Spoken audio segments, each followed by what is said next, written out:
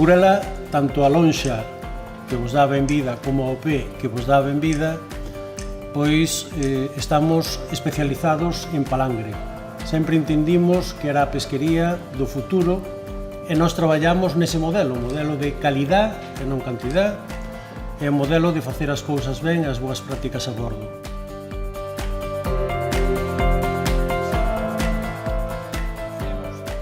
A clave é que está moi demostrado que desde o punto de vista da saúde temos unha mina dun gran valor que é o peixe. Pesca en verde é un selo solo para pesca extractiva, entón o que xoga é con dous indicadores. Un, a pegada de carbono. Esta pegada de carbono está relacionada con ese cambio climático e con esa percepción que ten a sociedade. E a segunda, que é moi importante, que é o que se denomina a taxa de retorno enerxético.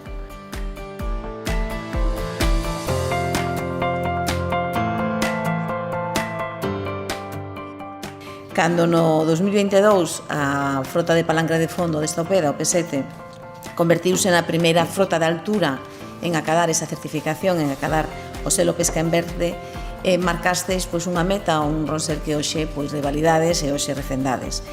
A actividade pesqueira galega demostra unha vez máis que debe aliarse coa innovación, en este caso da man do Biogroup da Universidade de Santiago de Compostela, para poder convertir e poder demostrar que non solamente somos tradición, sino que tamén somos modernidade.